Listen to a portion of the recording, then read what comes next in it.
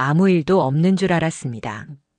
언제나 그렇듯 평범한 날들이 흘러가고 있었습니다.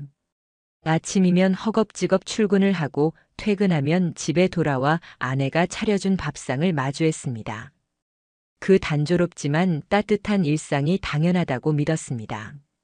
하루가 지루해도 주말이 조금 답답해도 그래도 그것이 가정이라는 안온한 울타리라 생각했습니다. 그런데 언제부턴가 그 평범했던 일상에 금이 가기 시작했습니다. 처음에는 아주 작은 틈이었습니다. 밥을 먹는 사이에도 아내가 자꾸 휴대폰 알림을 확인했습니다. 저는 대수롭지 않게 물었습니다. 누가 그렇게 자주 연락해? 아내는 웃으며 대답했습니다. 회사 단톡방이야. 프로젝트 때문에 실시간으로 대응해야 돼. 그 대답은 이유가 타당했습니다. 믿을 수밖에 없었습니다.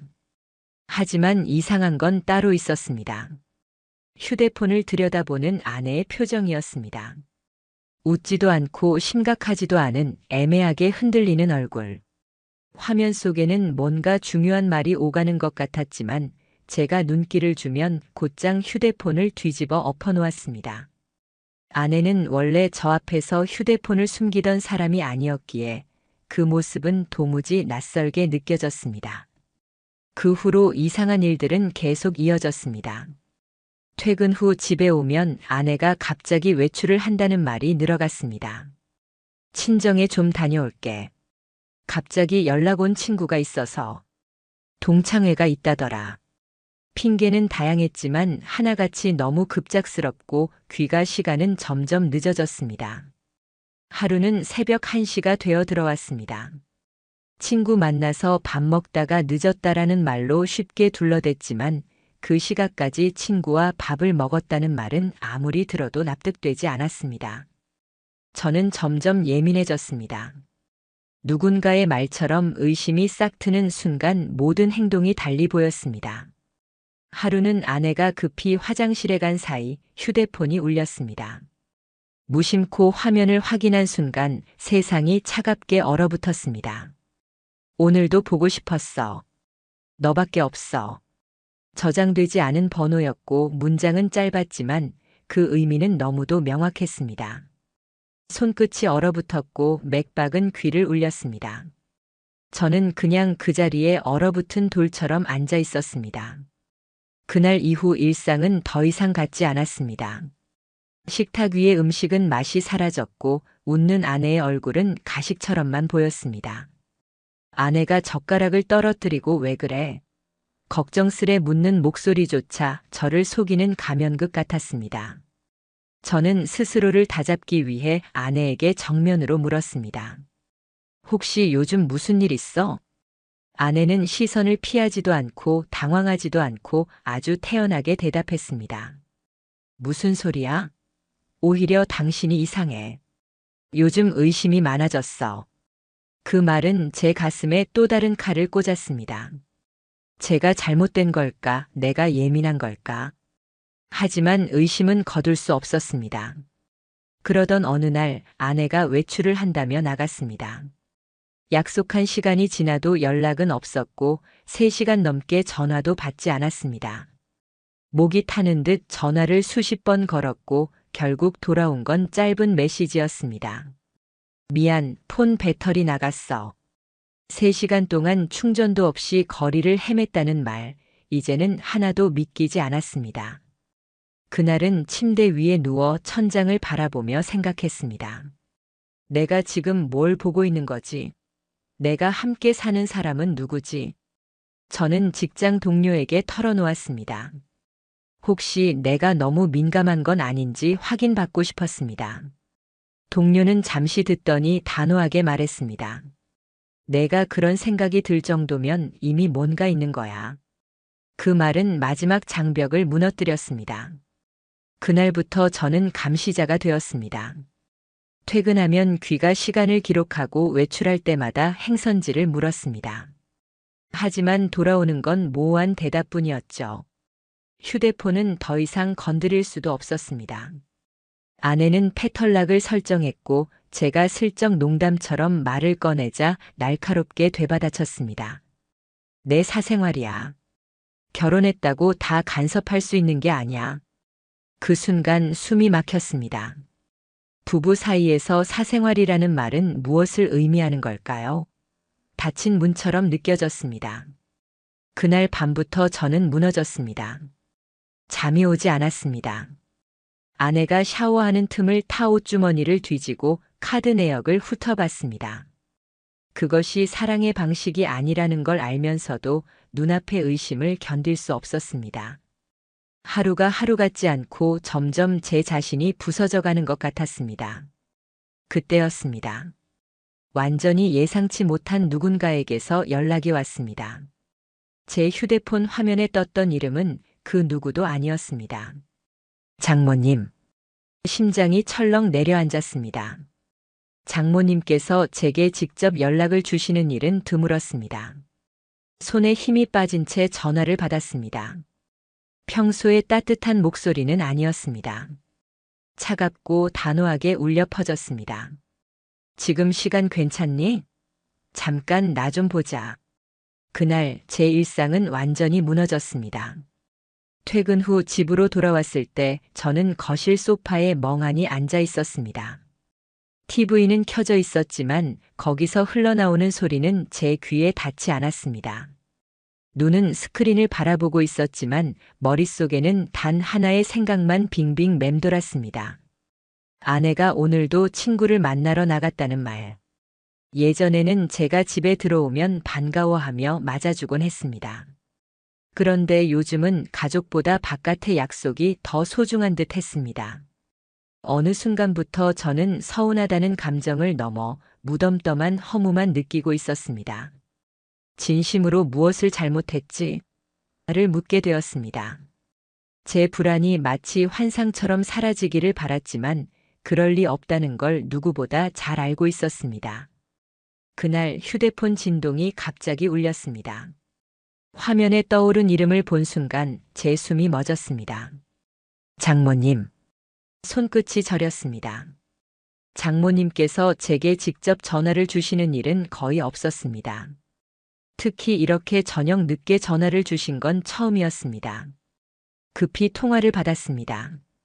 어머니, 무슨 일이세요?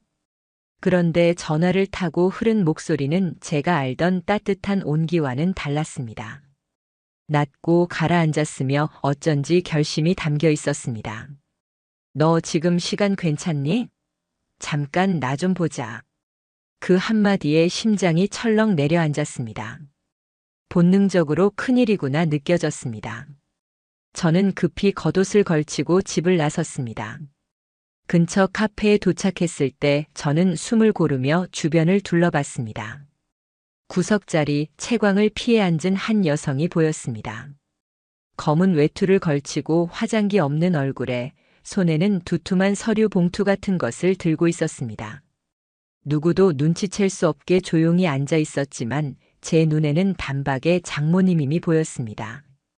제가 다가가자 장모님은 조용히 고개를 끄덕였습니다. 첫마디는 나오지 않았습니다. 대신 차갑게 식은 눈빛 속에 오래 참아온 감정이 숨어 있었습니다. 잠시 정적이 흐른 끝에 장모님이 봉투를 제 쪽으로 밀어내셨습니다. 이걸 내가 알아야 할 것 같아. 서류 봉투 안에서 나온 것은 사진이었습니다. 순간 저의 내장이 뒤틀리듯 아프게 웅크려졌습니다. 그곳에는 제 아내 그리고 제가 알지 못하는 남자가 있었습니다. 커피숍에서 서로의 손을 잡고 웃는 장면, 차 안에서 친밀하게 얼굴을 가까이 하는 장면, 그리고 모텔 앞에서 나란히 걸어 나오는 두 사람의 모습. 그 사진 속 표정은 제가 한때 보았던 아내의 행복한 표정이었습니다. 하지만 그것은 제가 아닌 낯선 남자를 향한 웃음이었습니다. 숨이 막혀왔습니다. 손이 떨렸고 사진조차 제대로 붙잡을 수 없었습니다. 제 입에서는 간신히 말이 흘러나왔습니다. 어머니, 이게 뭐예요? 그 질문은 사실상 답을 알면서도 차라리 틀리길 바라는 외침이었습니다. 장모님은 제 눈을 똑바로 바라보셨습니다. 평소의 온화함은 없었습니다. 대신 단단하게 굳은 결심이 있었습니다. 내가 딸을 이렇게 키운 적 없어. 하지만 널 속이는 건 두고 볼 수 없었다. 그 한마디는 칼처럼 가슴을 꿰뚫었습니다. 제 분노와 슬픔은 물론 장모님의 고통이 함께 전해졌습니다. 장모님의 눈가에는 눈물이 맺혀 있었지만 목소리는 떨리면서도 단호했습니다. 이건 내가 직접 찍은 건 아니야. 하지만 우연히 지인의 지인을 통해 알게 됐어. 처음에는 나도 믿고 싶지 않았어. 내가 낳은 애니까. 하지만 그게 사실이더라. 장모님이 손에 힘을 주며 테이블을 움켜쥐셨습니다. 그래서 딸에게 물었지. 대체 무슨 짓을 하고 다니는 거냐고. 그런데 뭐라고 했는 줄 아니? 저는 대답할 수조차 없었습니다. 목구멍이 막혔습니다. 장모님의 입술이 굳게 닫혀 있다가 벌떡 열리듯 소리를 토해냈습니다. 엄마까지 내 인생 간섭하지 말래. 지금이 어느 시대냐고, 결혼했다고 여자 인생 끝나는 거냐고 소리치더라. 그 순간 눈앞이 어지러질했습니다. 내가 함께 사는 사람의 본심이 저런 것이었다니. 끝내 한마디조차 찾지 못했습니다. 장모님은 한숨을 깊게 내쉬며 말을 이으셨습니다. 나는 감싸고 싶었다, 처음엔. 하지만 그럴수록 내가 더 다칠 게 보이더라. 그래서 이렇게 직접 얘기하려고 나온 거야. 사람이 잘못한 건 결국 밝혀지게 돼. 그건 내 딸이라도 예외가 아니야. 저는 그 순간 너무도 복잡한 감정에 휩싸였습니다. 아내에게 배신당했다는 고통, 장모님이 가장 먼저 진실을 알았다는 충격, 친정어머니조차 등을 돌릴 정도로 아내가 망가졌다는 절망. 그러나 동시에 뜨겁게 올라온 것은 이상하게도 위로였습니다. 저는 혼자가 아니었습니다. 누군가는, 그것도 아내의 어머니가 제 편이 되어 진실을 마주하고 있었던 겁니다. 끝내 저는 고개를 숙이며 말했습니다. 감사합니다, 어머니. 그 목소리는 눈물로 떨렸습니다. 그날 카페에서 흘러간 몇 시간은 제 인생에서 결코 잊지 못할 순간이 되었습니다.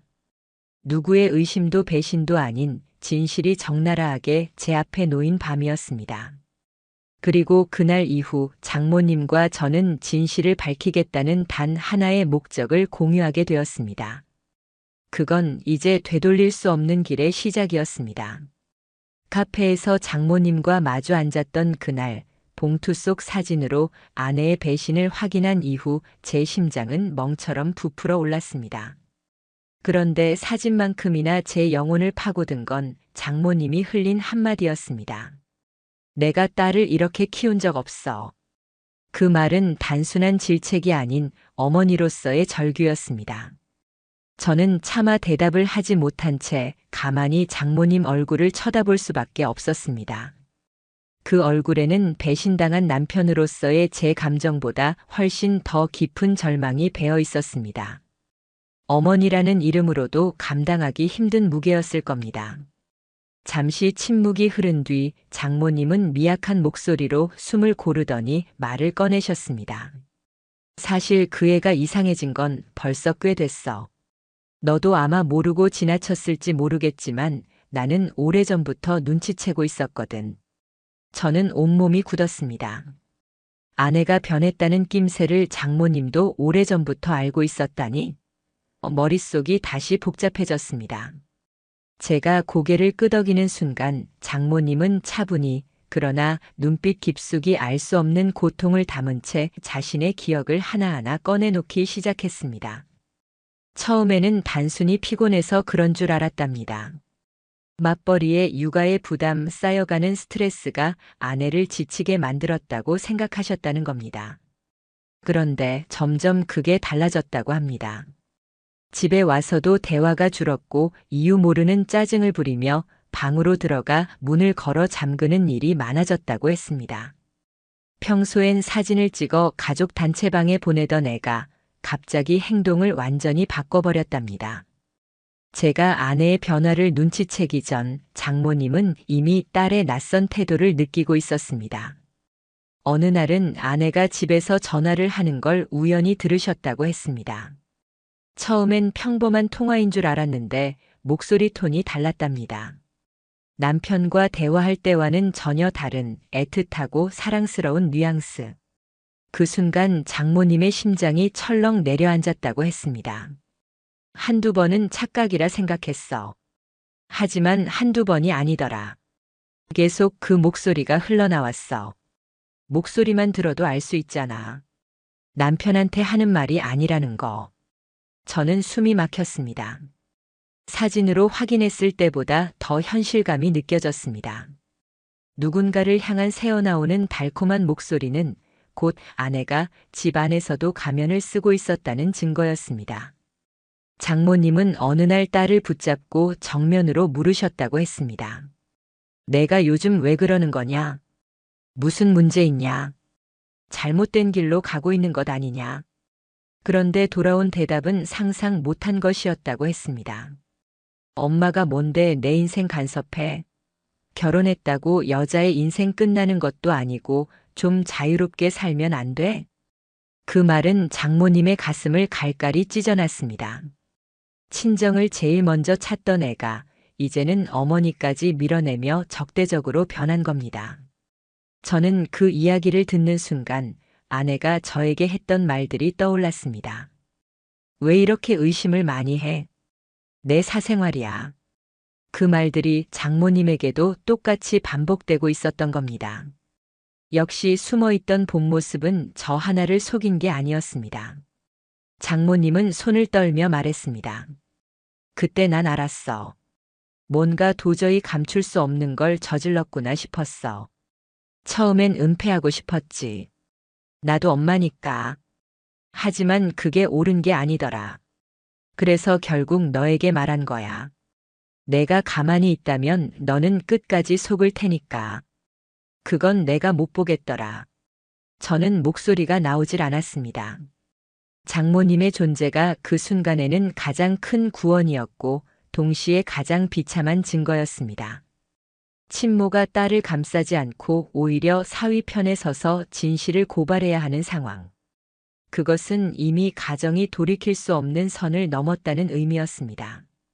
제가 겨우 짤막하게 물었습니다. 어머니, 그럼 언제부터 그렇게 본 거예요? 장모님은 잠시 먼 곳을 바라보다가 낮게 대답하셨습니다. 적어도 1년 전쯤이야. 너는 회사 일 때문에 많이 바쁘고 집에 늦게 오는 날도 많았잖아. 그때부터 그 애가 점점 달라졌어. 그러다 결국 나는 어느 날 사진 같은 증거까지 보게 된 거고. 그 말을 들으며 저는 차갑게 깨달았습니다. 아내는 오랫동안 이중적인 삶을 살아왔다는 사실을. 집에서는 사랑받는 아내 하지만 친정에서는 어머니에게조차 나를 세우며 자신을 방어하는 또 다른 얼굴. 장모님은 마지막으로 낮게 그러나 흔들리지 않는 목소리로 단언했습니다. 내 딸이지만 이건 사람으로서 해서는 안 되는 일이야. 내가 진실을 알 권리가 있어. 나도 더 이상 모른 척할 수는 없어. 그 말은 정직한 칼날 같았습니다. 아내가 어떻게 변했는지 그것을 가장 가까이서 목격한 장모님의 고백은 저를 무너뜨림과 동시에 이상하게도 의지를 불태우게 만들었습니다. 그날 이후 저와 장모님은 말없이 연락을 이어갔습니다. 짧은 대화 속에서도 우리는 마음속 같은 목적을 공유했습니다. 그것은 단순한 분노가 아니었습니다. 더 이상 속지 않는 것, 그리고 반드시 진실을 드러내는 것이었습니다. 장모님과의 대화 이후 저와 장모님은 말하지 않아도 알 수 있는 강한 연대감을 형성했습니다. 더는 회피도 눈가림도 없었습니다. 이제 남은 건 증거를 더 단단히 쌓고 그 결과를 아내 앞에 명확히 내보이는 것뿐이었습니다. 하지만 그 싸움은 단순히 감정적인 대응으로는 불가능하다는 걸 장모님은 이미 잘 알고 계셨습니다. 저보다 훨씬 더 차분하고 냉정했습니다. 지금부터 중요한 건 흥분하지 않는 거야. 우리가 먼저 흔들리면 그 애는 더 교묘하게 숨길 거야. 딸이든 뭐든 이제는 냉정하게 봐야 해. 그 말은 저의 망설임과 우유부단함을 잘라내는 칼 같았습니다. 저는 그저 긴 숨을 내쉬며 고개를 끄덕일 수밖에 없었습니다. 우리가 가장 먼저 손댄 건 금융 내역이었습니다. 공동 계좌는 매달 생활비와 카드 비용이 빠져나가는데 거기서 이미 흔적이 보였습니다. 평소와 다른 결제 기록들이 눈에 들어왔습니다. 주말 오후 2시, 도심의 고급 레스토랑 결제. 아내가 저에게는 대학교 동창을 만난다고 말했던 날이었습니다. 평일 대낮 미용실 결제. 그날 아내는 저에게 두통 때문에 병원에 다녀왔다고 말했습니다. 병원 대신 미용실에 간 겁니다. 그 모든 내역을 장모님은 작은 수첩에 꼼꼼히 적어 내려가셨습니다. 날짜, 시간, 결제 장소. 마치 수사를 하는 형사 같았습니다. 저는 그 장면을 보며 묘한 비현실감을 느꼈습니다. 내 아내의 거짓말을 증명하기 위해 장모님이 직접 주석을 달고 있다는 사실 자체가 믿기 어려웠습니다. 그 다음은 위치 확인이었습니다. 아내는 여러 차례 외출을 핑계대며 집을 나갔지만 어디를 갔는지 알 방법은 없었습니다. 그때 장모님의 입에서 무겁게 흘러나온 한마디. GPS 달아야겠다. 저는 처음엔 주저했습니다. 하지만 장모님의 눈빛은 단호했습니다. 지금은 엄마로서가 아니라 같은 피해자로서 말하는 거야. 우리가 선택할 수 있는 길은 없어. 이대로 두면 너만 끝까지 속고 끌려다닐 거야. 그 말에 압도된 저는 결국 결심했습니다. 아내가 평소 자주 몰고 다니는 차량이 있었기에 지인 정비소를 통해 GPS를 부착했습니다. 긴급 점검이라 둘러대고 자연스럽게 처리했습니다. 이제 그녀의 발걸음은 어디로 향하는지 숨길 곳이 없게 되었습니다. 며칠은 큰 변화가 없었습니다. 이상하게도 그 시기 아내는 오히려 더 다정해졌습니다. 일을 마치고 집에 돌아온 저를 반가워하며 웃고 밥상을 차리고 생전하지 않던 농담까지 건넸습니다. 그 모습은 마치 내 안의 의심을 달래려는 연기 같았습니다. 순간순간 저는 갈팡질팡했습니다. 혹시 내가 과민한 걸까? 혹시 진짜 오해였던 건 아닐까? 하지만 곧 진실은 드러났습니다. 일요일 오후 아내는 대학교 친구들 만나러 간다며 외출했습니다.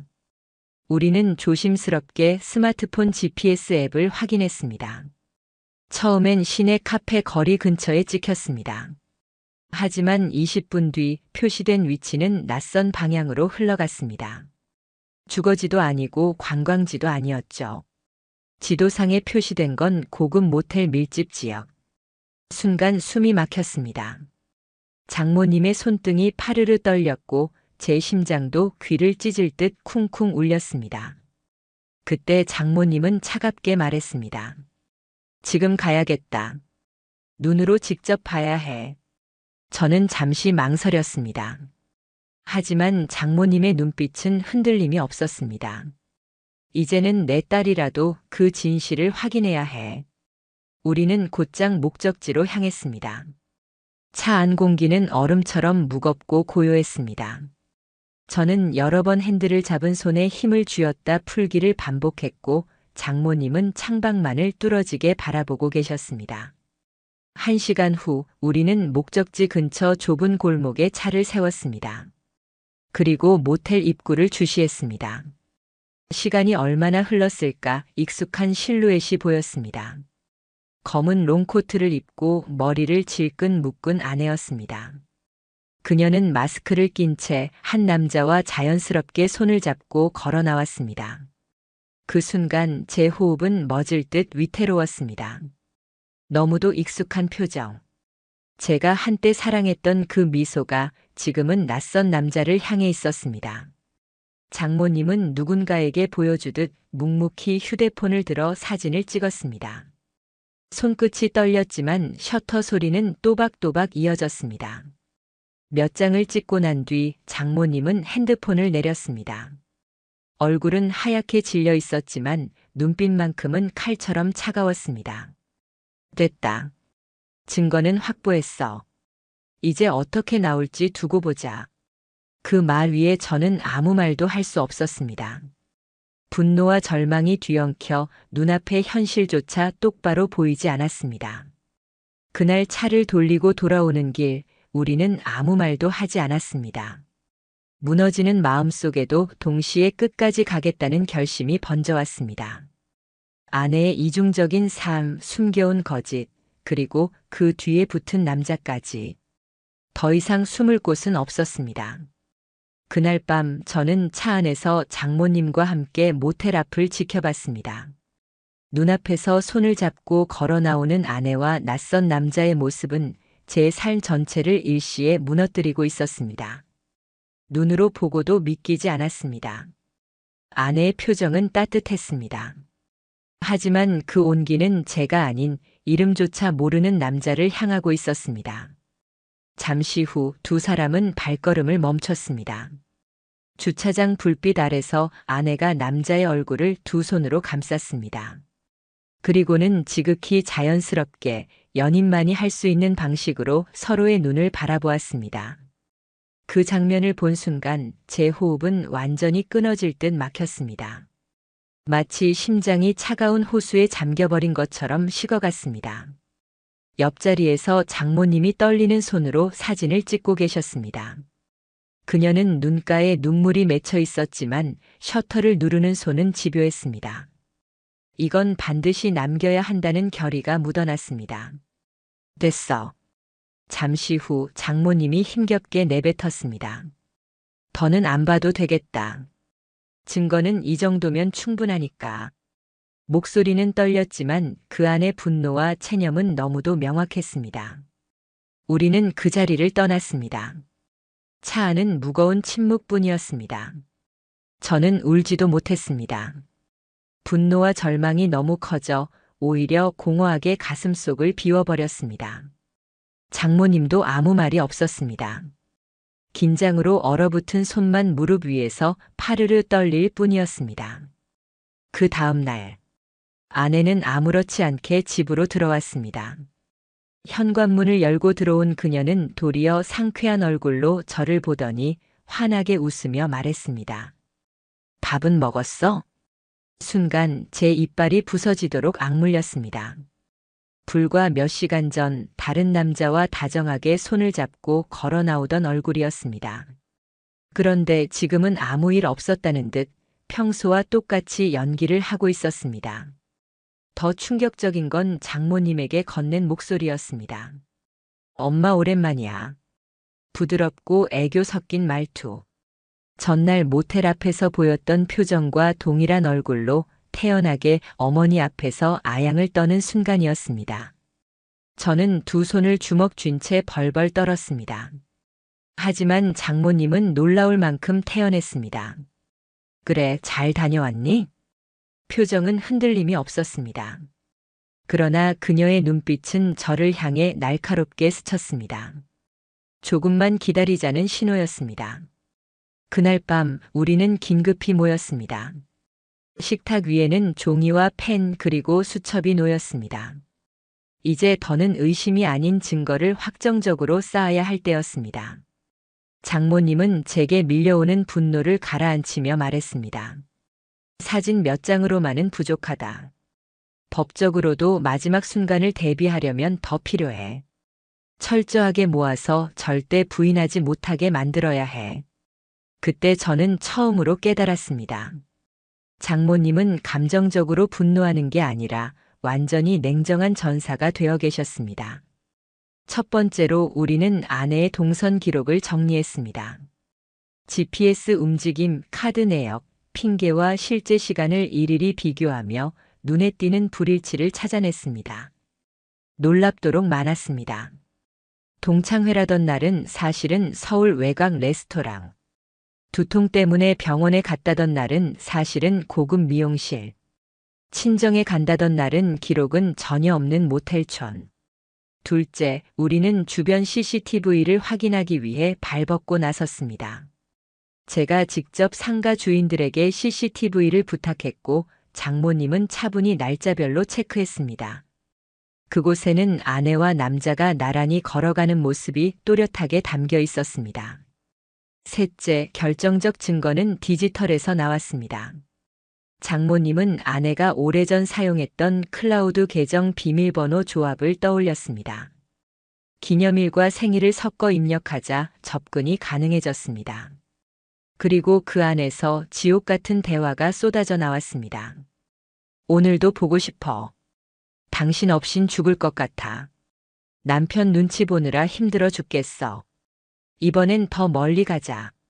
그날 너무 좋았어. 우리 그냥 이대로 살면 안 될까?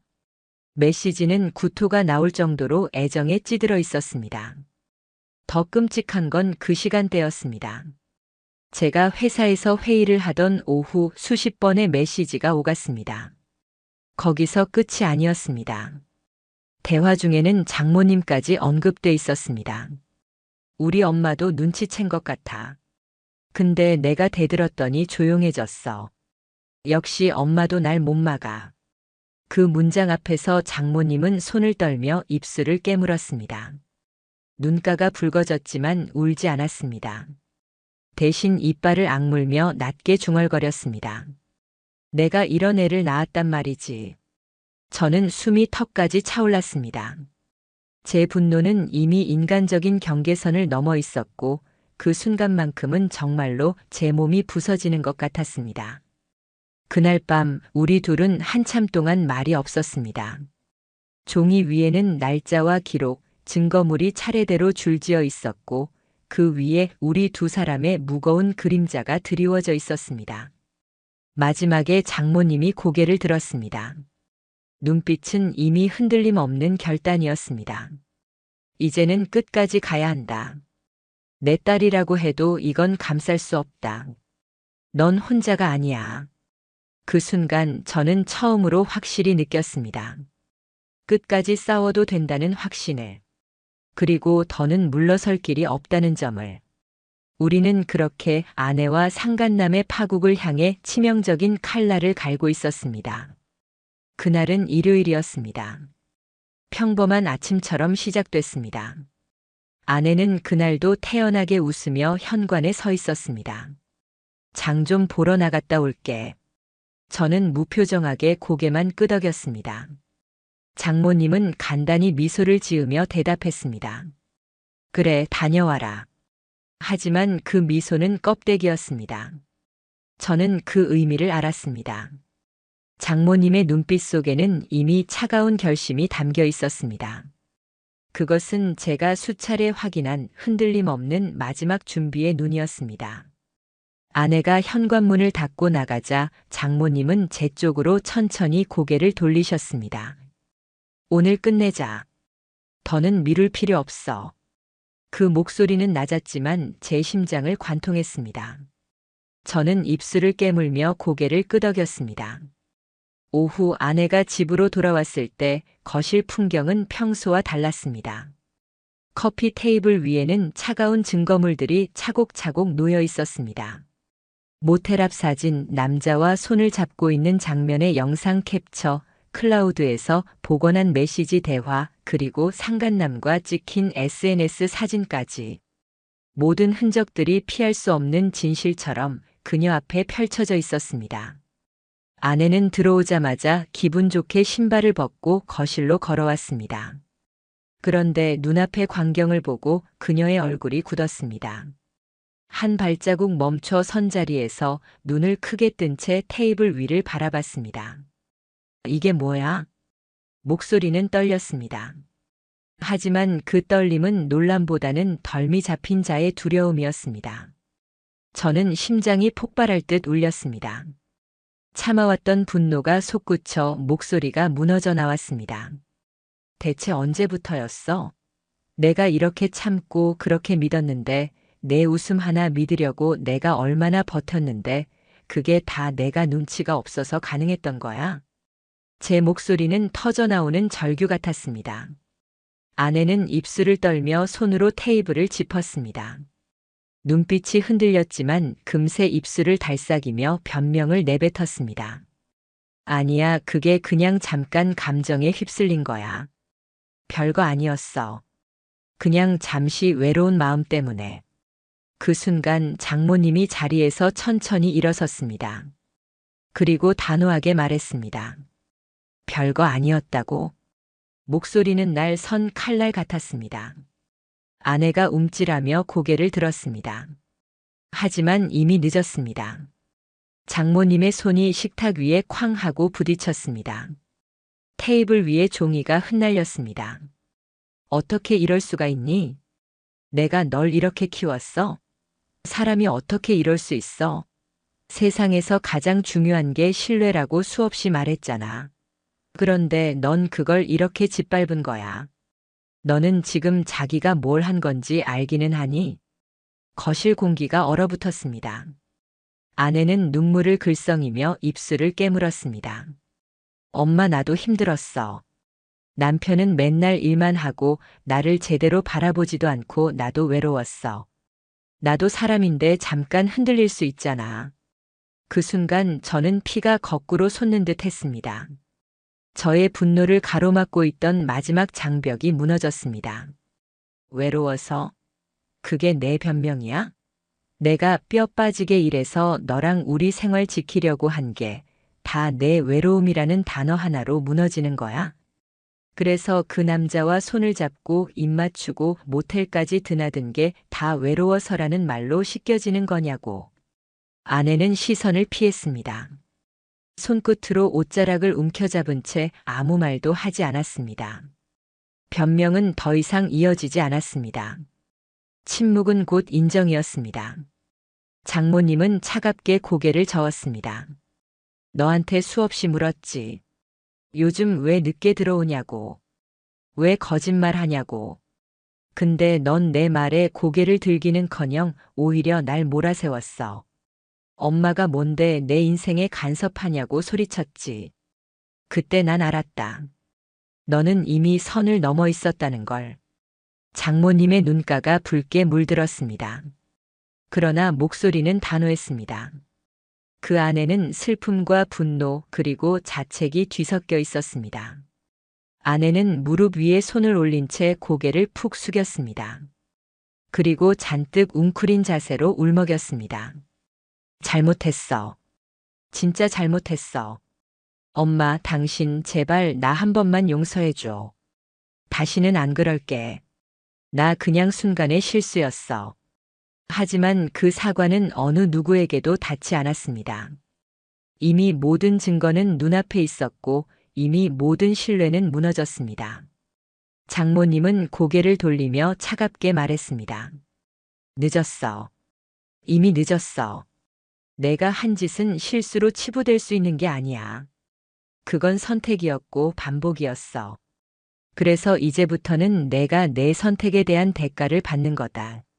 나는 내 엄마지만 이건 감쌀 수 없다. 너를 사람으로 낳았을 뿐 이렇게 망가진 인간으로 키운 적은 없어. 그 마지막 말은 아내를 완전히 무너뜨렸습니다. 아내는 손으로 얼굴을 가린 채 흐느꼈습니다. 하지만 그 울음은 누구에게도 위로받지 못했습니다. 그날 아내는 어머니조차 등을 돌렸습니다. 그 순간 저는 처음으로 선명하게 느꼈습니다. 이제 이 싸움은 단순한 가정 내부의 갈등이 아니라는 점을. 이제부터는 처벌과 결과의 영역이라는 걸. 그렇게 우리는 무너져 흩어진 거실 한복판에서 마지막 결심을 굳혔습니다. 그날 밤 거실에서 아내와 정면으로 대면한 이후 제 안의 모든 희미한 기대는 산산이 부서졌습니다. 더는 변명도 용납도 없었습니다. 용서라는 단어는 이미 그 자리에서 의미를 잃었습니다. 이제는 감정이 아니라 결과로 돌아와야 할 때였습니다. 제가 택한 건 오직 하나였습니다. 처벌이었습니다. 며칠 뒤 저는 가정법 전문 변호사를 찾아갔습니다. 제 옆에는 장모님이 계셨습니다. 그날 장모님은 처음 만난 변호사 앞에서도 담담히 상황을 정리하며 말씀하셨습니다.